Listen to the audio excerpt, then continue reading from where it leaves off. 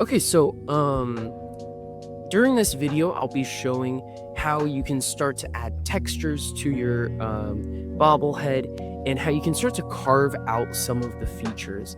Now, you can tell that I'm using this wooden tool a lot. I like the wooden tools specifically for creating texture and lines because they're very rigid against the clay and they can make impressions very easily. You can carve clay away, but you're not worried about cutting too much off. If you use the fettling knife like I am right now, those ones can carve away too much, or they could slice into the clay and create a cut. Whereas the wooden tool is just going to make that impression. So I'm making the grooves on the stump to give it kind of a bark texture. Now remember, we have to have one subtractive and one additive detail in these. So I'm making those subtractive details. Now I'm going above and beyond. I wanted to have many subtractive details, but the tree stump is the one that I care about the most. Now, keep in mind, with our bobbleheads, I want you guys to be focused on creating something that has a lot of depth, right? We don't want to just paint on a tree bark texture. We want to actually sculpt it, since this is a sculpture. Now, this might be different if you have a pattern on your shirt, right? That would just be painted on. But if you're thinking about the neckline of the shirt, that should be carved in. So I'm going around and I'm making this tree bark texture. And notice my hand placements. I'm trying not to grab where I just carved because I don't want my finger to squish into the clay and mess up that texture. So I'm being very careful not to do that. Now, look at the bottom of the tree stump. I've got that hollowed out. Later in the video, I'm going to take a break and I'm going to hollow out even more. So I'm going around and now I'm cleaning up the body. Now, you'll notice I'm using the wooden tool to make those armbands on the t-shirt. So I'm making the edge of the t-shirt sleeves. And I'm just doing this by pressing the tool in where I think the sleeve should end. Now I'm doing this on the neckline of the t-shirt too, and pretty soon I'll do the bottom of the t-shirt. So here I go with the bottom of the t-shirt. Now this is just gonna show that it is a t-shirt, that it doesn't just look like a body that has a t-shirt painted onto it. Remember, we want depth in our sculptures. Now I'm going in and I'm cleaning up. Sometimes you can clean it up with the wooden tool. Sometimes you need to use your fingers. It depends on the spot. I'm cleaning that up. Okay. So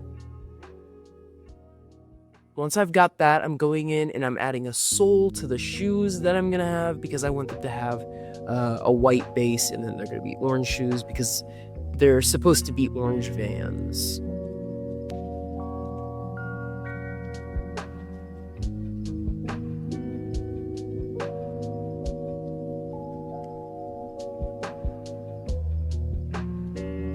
Then I'm going in and I'm detailing and I'm making pockets for the pants. Now this isn't necessary, but it does go a long way with the sculpture. If you have these little details, it's gonna pop a lot more than a sculpture that's very smooth and flat. If you add these textures, like the seam on the pants and the pockets, it's really going to show up as jeans, not as blue legs. So you might think about what textures and what different kind of carvings you can add. Now my head gets kind of in the way in this shot. I was hunched over, I guess.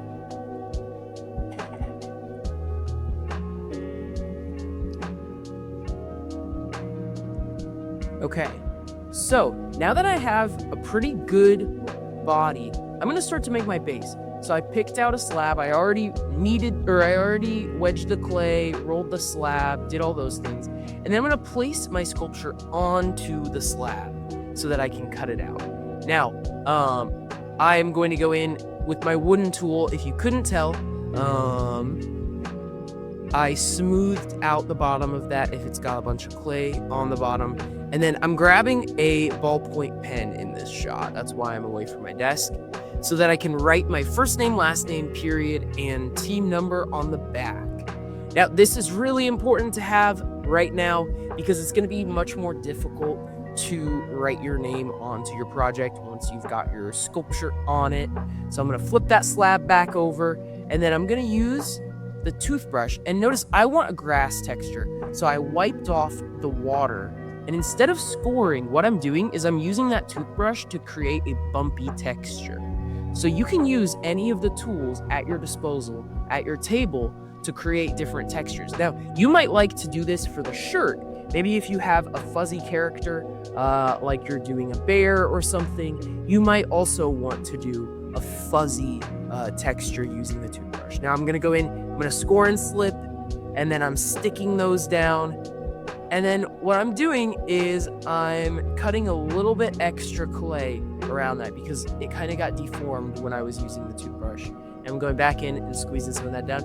And now what I'm doing is I'm attaching my figure to the base. So I'm going to make a coil that's a little bit smaller than a worm. Now what I'm going to use this for is I'm going to use it kind of as the welding or like the solder to connect my sculpture to the base. So I'm using that little tiny coil, I'm putting it around the crack in between my sculpture and the base, and then I'm going to start smoothing that out so that it smooths into the base and into the sculpture. This is just going to give it a little bit of extra hold. Now, you can smooth down your sculpture into the base, but it doesn't add that extra reinforcement. So I highly, highly recommend adding this extra little coil. Now, you don't want to add a coil that's too big, because if you add a coil that's too big, it's going to be very noticeable, right? So you want to do something. Now, I'm going back in with my wooden tool so that I can kind of carve out the textures, because when I added that coil, it smoothed out a lot of the textures that I had already put in. So I need to go back in and I need to change some of those so that they're all fixed up. So that's what I'm doing with that toothbrush, just cleaning up some of those textures. Now, notice that I'm not really manhandling this. I'm not picking up my sculpture while I'm working with this. I'm keeping it on the ground. And that's because I don't want that slab to get misshapen. Now, I'm gonna do it a little bit, all right? I just went against my word. But notice how I'm mainly keeping it flat on the table. And if I'm picking it up, I'm making sure that once it gets set down, it's fully flat. Because if you add wrinkles into that base, or if you misshape it and it dries like that, then it's going to be very hard to get it back to how it was normally. Now you're getting a lot of Mr. Velikan top of head action in this. Okay, now you might have noticed, I just started carving out the inside of the body, so I added that hole to it. And then I'm going back in and I'm changing the hand positioning. So now I'm really getting into the small details because I've got the main stuff done, right? I've got the base, I've got all the big details, I've got the shirt, the pants, all those things. So now I can focus on the hands and my accessories and the airflow. So once I add the hands, you're gonna notice that I kind of go back and forth, right? I struggled with the hands. Hands are a tricky thing to sculpt, right? And there are some different ways that you can go about making them, but I kind of just make a little teeny tiny slab by using my fingers to pinch the clay, and then I'm cutting it with the fettling knife to create different fingers. Now, I'm making a book as my accessory, so I'm going in, I'm detailing little pages and everything, and you've got to make sure that you're scoring, slipping, sticking, and smoothing. So I'm adding all that stuff, and then I'm putting it down. I think off screen I'm adding page textures to this, but I'm going to add this in the hands of my sculpture as my accessory. So I'm going to add that right there. Boom, boom.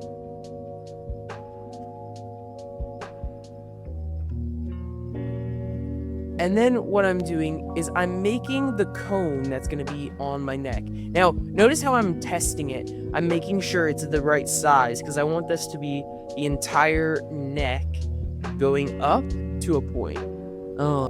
slipping, sticking, and smoothing it down so that it goes completely flush with the sculpture. Now, we're not going to see the cone neck, right? Because the bobblehead is going to be right on top of it, but I still want to make sure that it's completely there and smoothed out so that it has nice craft. So yeah, there you go.